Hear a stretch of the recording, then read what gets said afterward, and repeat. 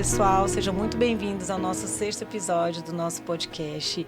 Hoje nós vamos falar sobre um tema muito importante, que é um pilar da medicina do estilo de vida, que é sobre o sono. E muitas vezes o sono ele fica um pouco de lado e a gente entende que ele é a base central para que a gente consiga manter todos os outros pilares em ordem. Então hoje, junto com a minha colega Juliana, que nós vamos falar junto com um convidado muito especial que nós chamamos para participar do nosso podcast. Vou te dar a palavra. Olá, pessoal, sejam bem-vindos a mais esse episódio. Eu acho que esse pilar... Assim, a gente sempre fala que todos os pilares são muito importantes, né? Mas esse pilar realmente acho que é um dedo na ferida, né? Ultimamente a gente tá acabando com aquela história de trabalho enquanto eles dormem, porque a gente viu, né, que esse trabalho justamente não vai valer a pena no final das contas, essa privação de sono, o quanto que isso causa problemas para nós. Então, queria agradecer ao Jefferson pela presença, Obrigado. Pela disponibilidade de estar aqui com a gente.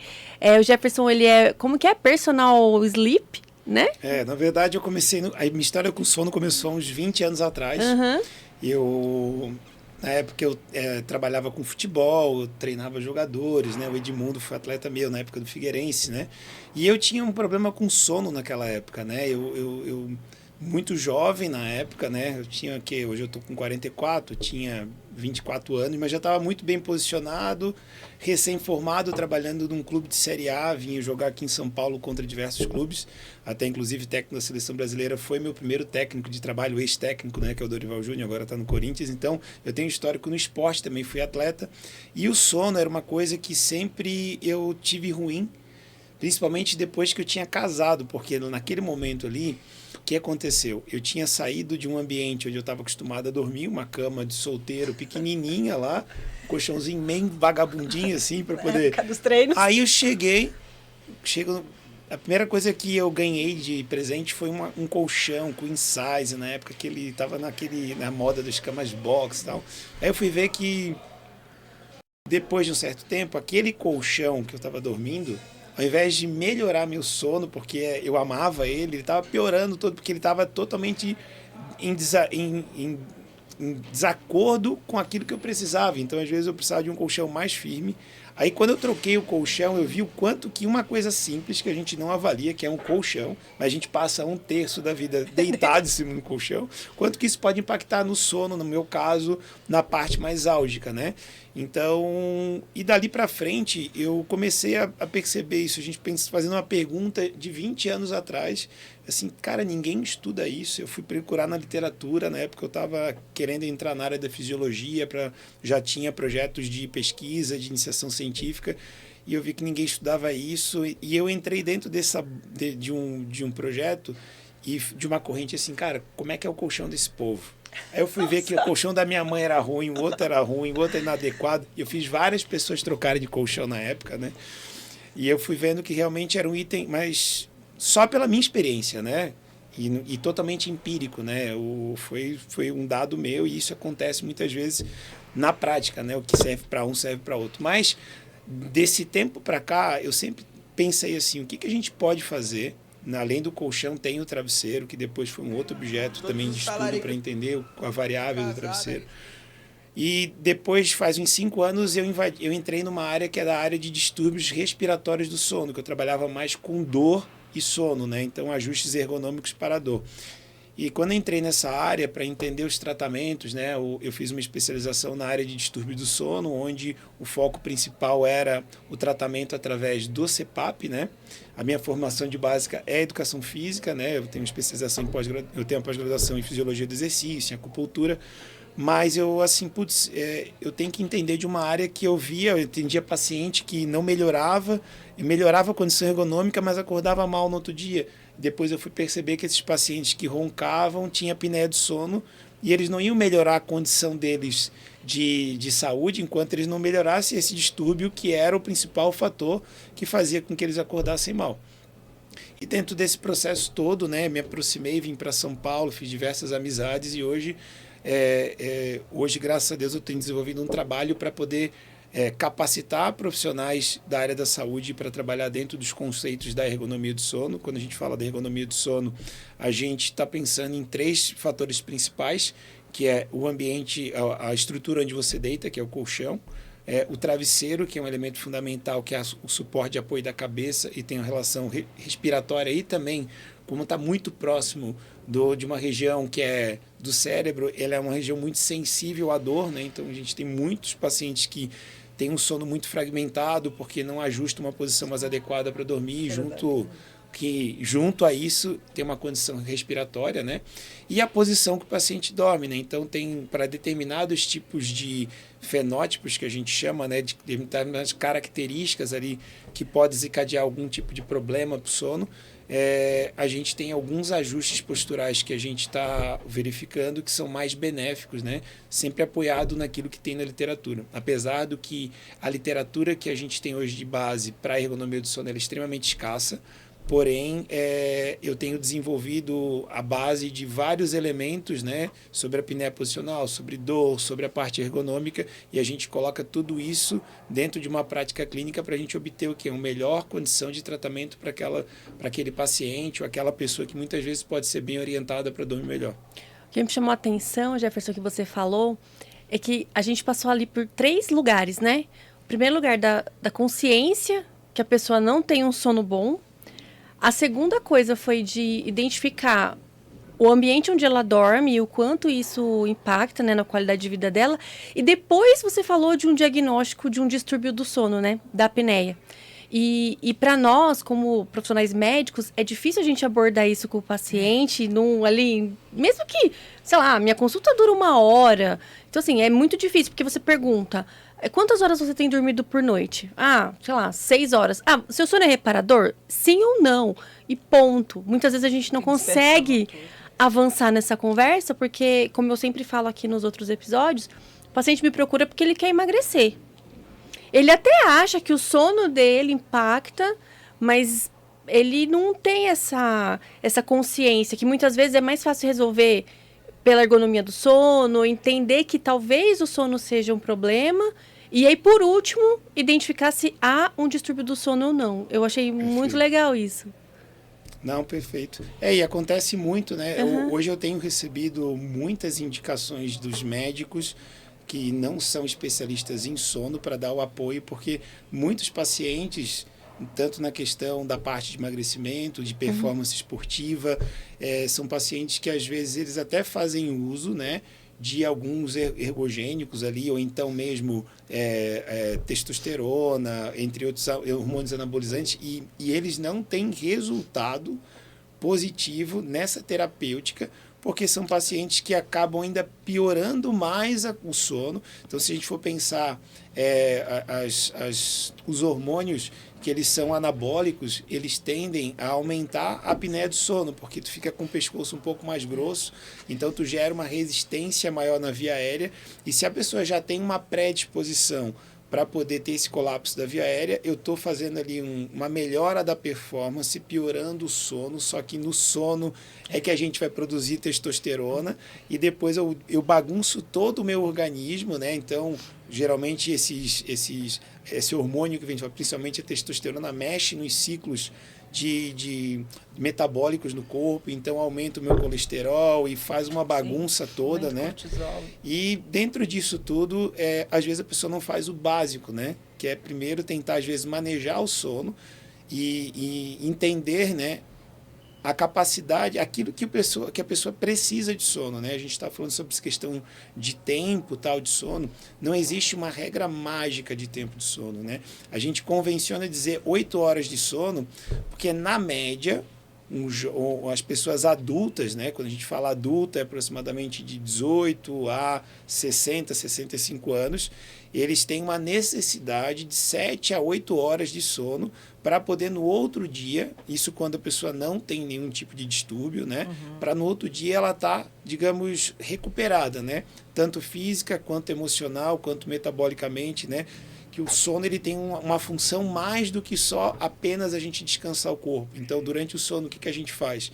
existe um sistema chamado sistema linfático, assim como a gente tem o sistema linfático, que faz uma limpeza dos metabólicos do nosso organismo, existe o sistema linfático, que durante o sono a gente faz uma faxina de tudo que a gente não necessita ali, e principalmente no sono REM a gente vai trabalhar N3, a gente transição dos sonos que são filé mignon, né?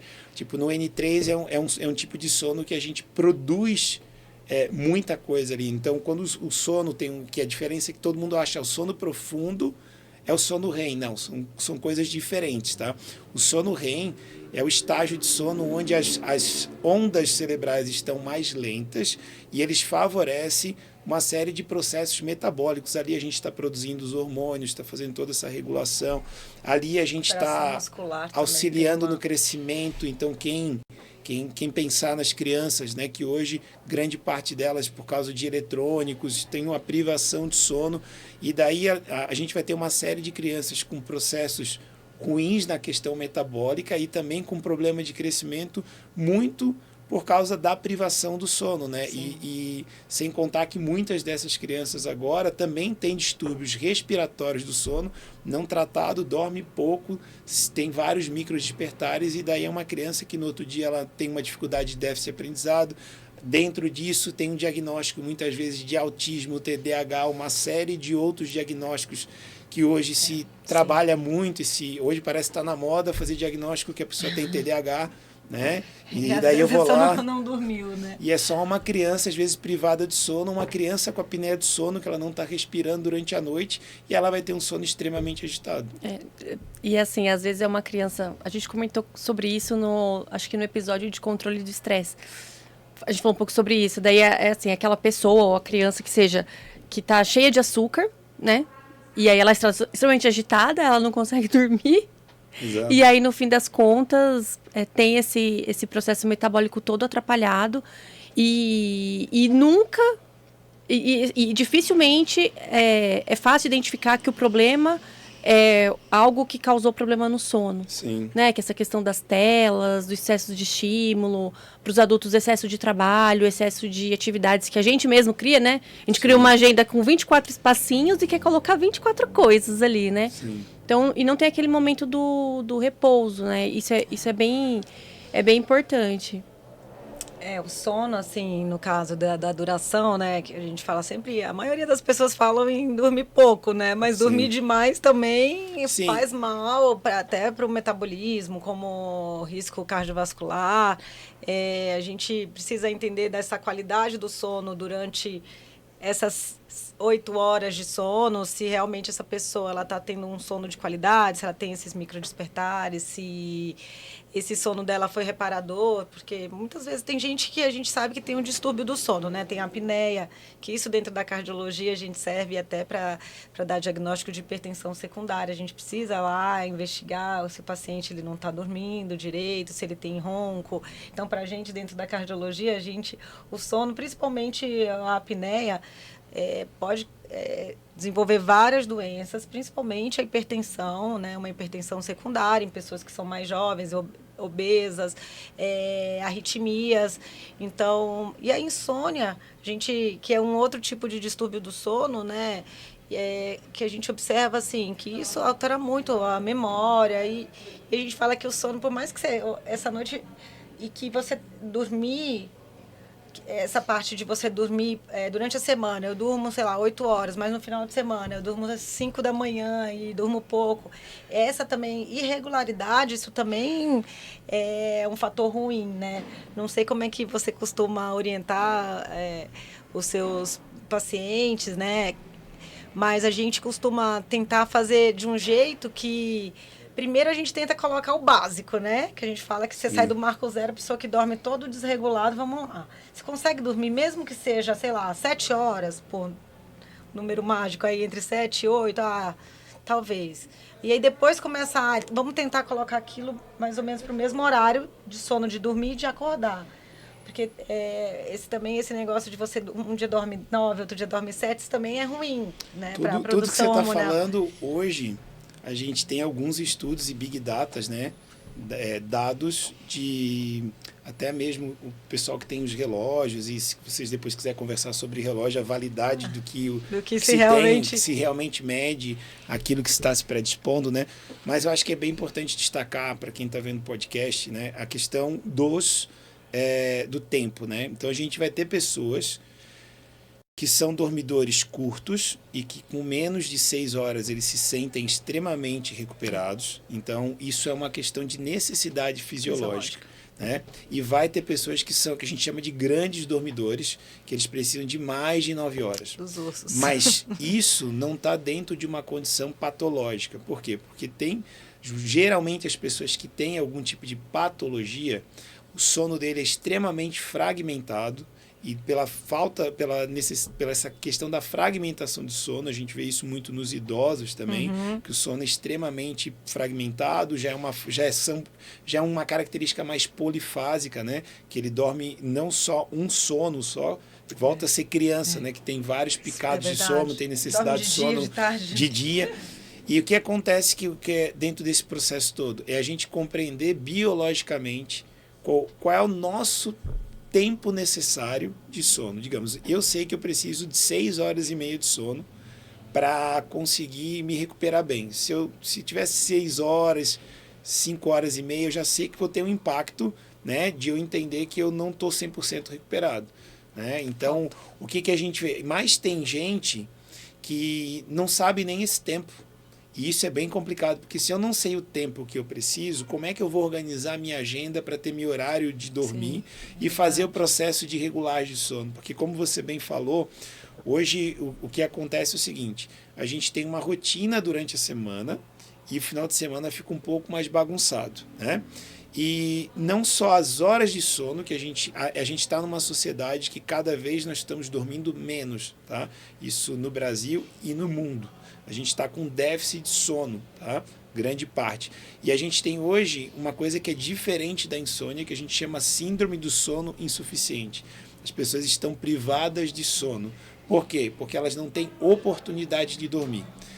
Síndrome de sono, exatamente. A pessoa quer dormir, mas ela não tem. Pode. Não é tem. Insônia, né? Porque exatamente. ela não tem essa chance. E hoje o que acontece? Isso é muito condicionado pela questão social, do quanto que a gente desempenha funções, ou mesmo como você muito bem colocou, a gente preenche toda a nossa agenda primeiro e o que sobrar de horário a gente dorme. Né? Daí sobra para comer, tomar banho, escovar os dentes e dormir. E a gente tem um outro problema também, né? É sobre o nosso ritmo biológico.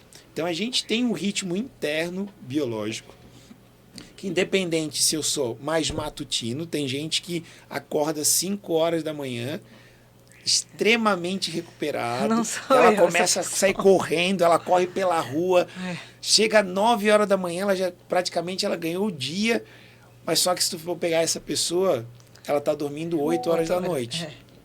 Então, a pessoa tem um cronotipo matutino.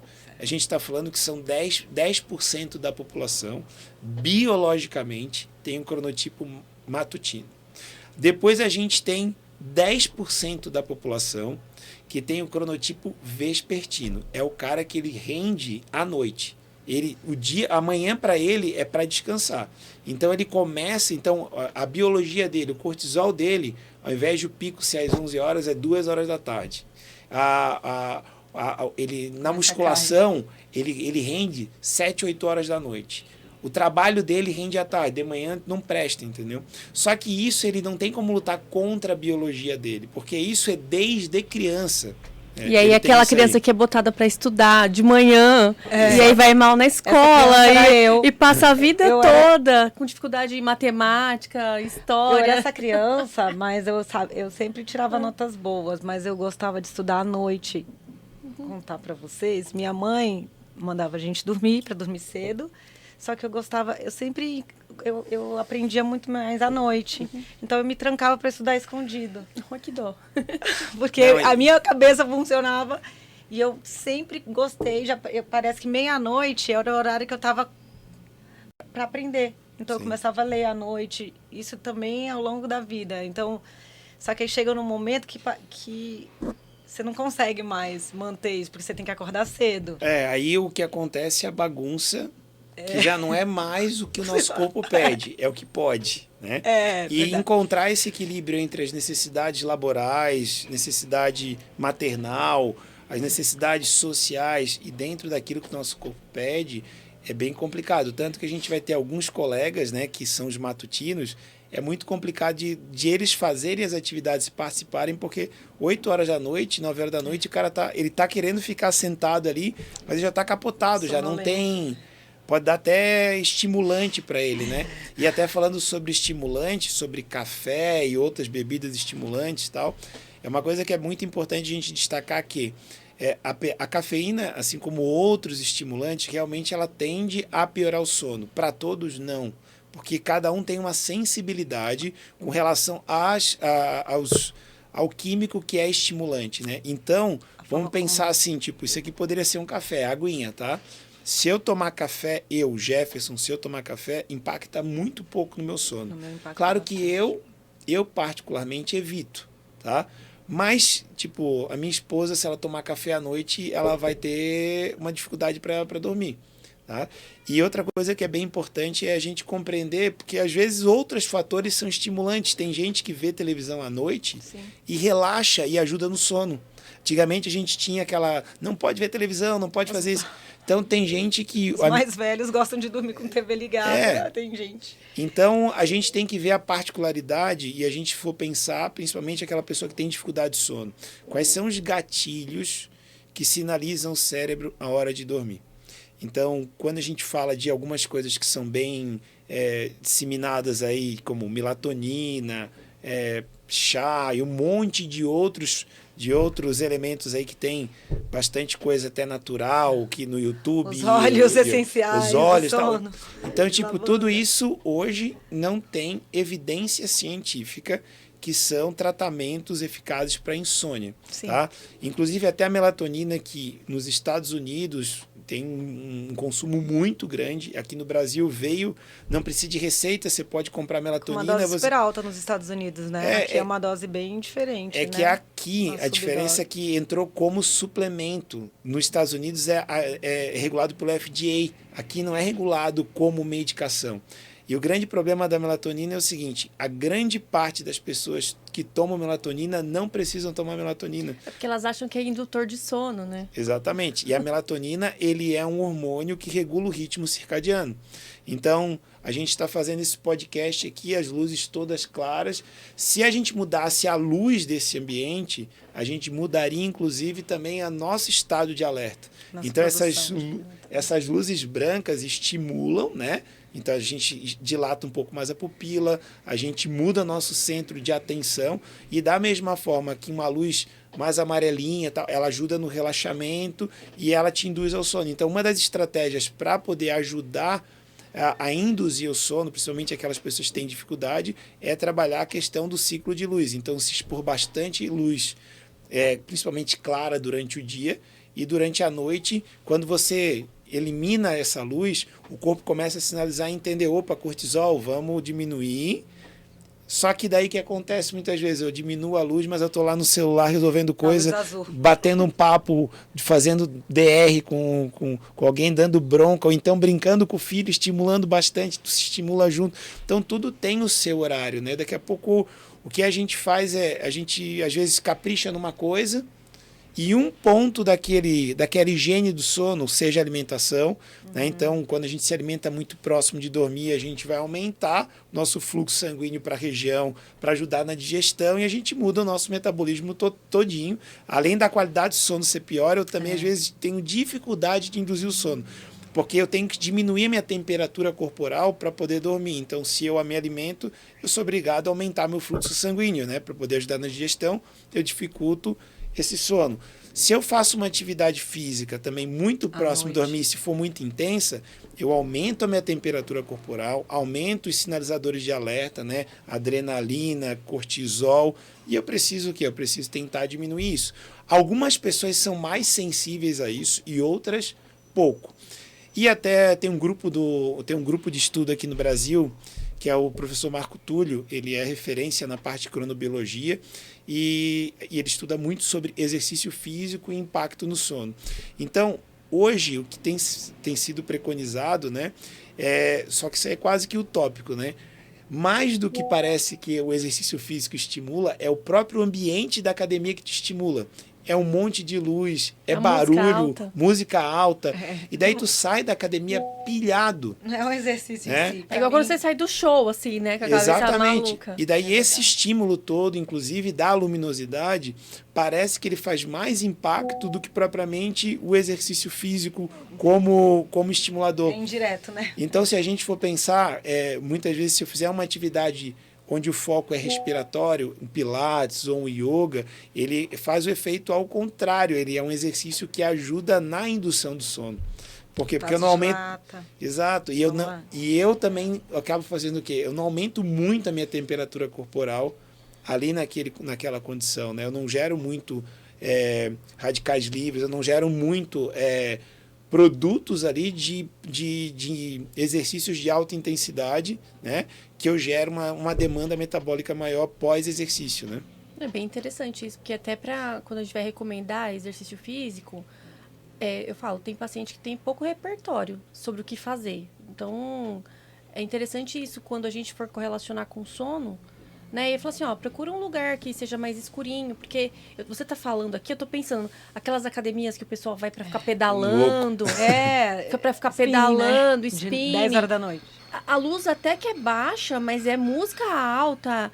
Não tem jogo de luz no spinning, né? É, como se fosse uma balada mesmo e tal. E aí aquilo que a gente falou no outro episódio, né? Às vezes é a única coisa que a pessoa gosta de fazer, é onde ela tem tempo de fazer. Aí, assim, a gente vai ter que começar a trabalhar controle de danos, né? Sim. Então, assim, beleza, vamos ver o quanto você está impactando o seu sono, ver a individualidade, né, de cada um. Para mim, eu sinto bastante dos meus pacientes a questão da cafeína, porque tem gente que fala que é super sensível, outros não. Né? E agora, com o teste genético, a gente já consegue até trazer mais clareza sobre isso para cada pessoa. Sobre a absorção, né? Mas eu acho que, assim, essa autopercepção de si próprio acho que, na verdade, é o primeiro passo de tudo, né? Sim. De entender cronotipo, enfim. Acho que eu vou deixar até na descrição do vídeo que tem uma ferramenta gratuita para você fazer o teste e descobrir qual que é o seu... O cronotipo. Sim, sim. É bem legal. Tem alguns testes já validados, né, que eles têm uma grande sensibilidade e eles podem colocar. Mas isso não é o mais importante. O mais importante, na verdade, é se ouvir. Sim. Porque às vezes você está ali fazendo uma autoavaliação que é extremamente subjetiva. Sim. E que daí, dentro disso, tu se auto aponta como matutino e, na verdade, o teu corpo te fala que tu é intermediário. 80% das pessoas são intermediárias, elas conseguem se adaptar a acordar mais cedo ou acordar mais tarde. Então, dentro desse processo todo, o que regula mais o nosso ciclo de sono é o social. Então, se eu tenho que acordar cedo de manhã, eu tenho que dormir mais cedo à noite. Se eu gosto de acordar, se eu posso dormir, eu preciso de 7 horas de sono. Então, o que eu vou fazer? Eu sempre faço a contagem de trás para frente. Que horas que eu tenho que acordar no outro dia? Então, se eu tenho que acordar às 7 horas da manhã e eu preciso de 7 horas de sono, meia-noite eu tenho que estar dormindo. Só que para meia-noite eu estar dormindo, a minha última refeição tinha que ser lá por volta das 9 horas da noite. E eu já tenho que pensar qual horário, se eu sou sensível a exercício ou cafeína, alguma coisa que me estimula, eu tenho que começar a entender aquilo que é... Ao longo do dia, o meu sono da noite, ele começa quando eu acordo. Então, é um ciclo, né? Ele é um ciclo. Então, o horário que eu acordei às 7, então eu vou calcular todos esses processos, mas entendendo o que realmente causa dano, porque às vezes o exercício físico, entre praticar atividade física à noite e não praticar nada, pratique atividade física, desde que ela não impacte no teu sono. Porque entre dormir e fazer atividade física, ainda dormir é mais importante do que fazer atividade física, tá? Bom, Jefferson, acho que foi muito legal esse bate-papo, viu? Foi bem esclarecedor, assim, sabe? Porque, realmente, a gente trabalha com o paciente de uma forma muito superficial. Como eu falei, infelizmente, não tem como a gente abranger todos os pilares de uma forma tão específica, né? E assim, a gente trouxe aqui, no pilar da alimentação veio uma nutricionista, trouxemos um outro profissional da educação física, né? O Luiz, para falar do pilar do movimento, tivemos a Renata, psicóloga, e agora você para falar do sono. E reforçando assim, o quão é importante ter essa questão do olhar multidisciplinar. Né? Que, infelizmente, quando a gente pensa no Brasil, né? Vamos falar do Brasil? Está no Brasil? Sim. Nem todos têm acesso, né? A tudo Sim. isso, a todos esses profissionais, mas quem diria se todos tivessem para ter mais qualidade de vida, ter mais autoconhecimento e ter mais saúde, né? Que é o que a gente... Acho que quando você escolheu ser profissional de saúde, a gente também, era para trazer mais saúde para as outras pessoas, né? Então... É uma missão, né? A gente trabalha por um propósito, né? Independente daquilo que a gente faz, cada um dentro da sua área, da sua expertise, né? Então, o sono, ele virou primeiro uma coisa que eu vi o quanto que impactou na minha vida. E dentro Muito disso, legal. depois eu comecei a entender como é que eu posso impactar a vida das outras pessoas, mas com práticas baseadas em evidência, né? Não aquilo que empiricamente, que é bom para mim, é bom para todo mundo, não. A gente sabe que tem essa questão da individualidade e, de repente, até deixar um recado bem importante assim para os profissionais da saúde, né? Investigue o sono do seu paciente, porque o que acontece hoje, né? Muitos dos problemas metabólicos, da ordem cardiológica, às vezes o problema maior, o problema primário é o sono. Quando você maneja o sono desse paciente que tem privação de sono, né, que está com insônia, ou que tem apneia do sono, que são doenças extremamente prevalentes. A gente tem ali uma prevalência de aproximadamente 40% de insônia na população.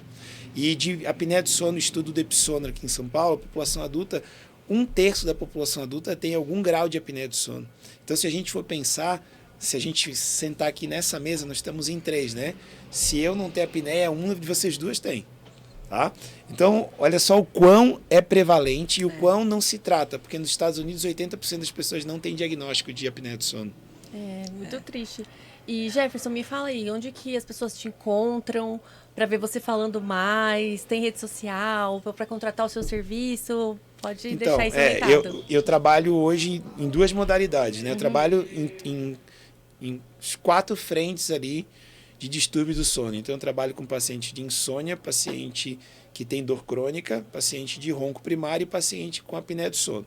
Então, essas abordagens que eu faço no meu trabalho, eu sempre trago a ergonomia como fator principal, que é a posição de dormir influencia demais ali. Dentro disso a gente faz uma avaliação do ambiente e muitos problemas de sono se consegue resolver apenas ajustando a questão posicional ou mesmo o ambiente que o paciente dorme, né? Quando a gente fala de ambiente, a luminosidade do ambiente, algumas questões colchão, também, temperatura, a higiene do sono, você já exatamente. E especificamente assim, para me encontrar, eu tenho um Instagram que é olha que loucura. Mas calma que eu não estou falando contigo. Ó, então, para me encontrar, a gente pode procurar no Instagram, Jeff Personal Sleep. Também eu tenho um site chamado www.ergonomiadosono.com.br. Então, nesse site tu vai ver como é que funciona ali a parte do atendimento, que tipo de situações que podem ser avaliadas para poder a gente encontrar ali, eu me identifico com isso, eu ronco e tenho uma apneia posicional, alguma coisa nesse sentido, né? E os meus atendimentos eu faço geralmente, né? Eu atendo um consultório, às vezes até de colegas, mais próximo da casa do paciente, então não tenho um consultório fixo, mas geralmente eu vou até a casa do paciente, eu atendo online o paciente, porque eu teria que...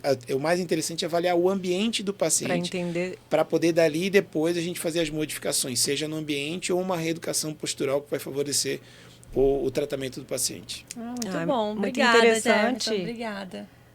Muito interessante, assim, só para finalizar, essa parte de pacientes com dores crônicas, porque às vezes você está resolvendo a vida do paciente inteira, mas o cara acorda por dor, né? Então, assim, realmente esse olhar que ele teve desde o início para poder pegar a raiz de onde está sendo o problema do sono, e é isso que fica como alerta para a gente, né? Como profissional da saúde também, que trabalha nesse lugar, tentar entender todos os lugares do sono para conseguir ajudar o paciente. Organizar desde a hora que ele acorda e, na verdade, junto com o paciente, ajustar a melhor forma que o paciente tem juntar a parte do sono com a sua vida social. Muitas vezes a gente vai estar numa luta para dormir e às vezes por algum motivo a gente não vai conseguir, mas eu acho que essa busca de um padrão do sono regular, eu acho que isso já consegue ajudar o paciente em 80% das coisas do dia, né? De energia. A higiene do sono, que é o beabá, a grande parte dos pacientes que sofrem com distúrbio do sono não fazem. Não fazem. Então, orientar o básico precisa ser dito, né? Então, isso é verdade. Então, orientar o básico para o paciente, eu acho que é o principal. Quando esse paciente que está no consultório, ele não tem um outro distúrbio, o distúrbio principal, que ali a queixa principal é não ter um sono reparador, fez ali, o que acontece? A gente vai ter que lançar mão de um colega que tem uma capacidade, né, que tem uma capacitação em sono. Então, a gente tem hoje educadores físicos com capacitação em sono, tem médicos que têm especialização em sono, dentistas, psicólogos. Então, a gente tem fono. Então, o sono é uma área muito multidisciplinar, né? Mas é quase que uma outra faculdade. Saber identificar também qual que é o problema inicial, né? Se você consegue tirar toda a parte que está estimulando e deixar a parte realmente... a cereja do bolo para aquele profissional que está estudando, mas muitas vezes é isso.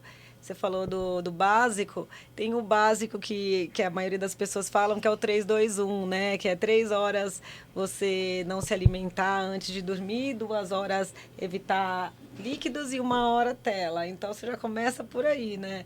E a cafeína vai depender de cada um. Eu, por exemplo, eu tenho que tomar cafeína no máximo até 2 da tarde, porque senão interfere no meu sono. Eu acho que metabolizo mal, então o café fica lá na corrente sanguínea.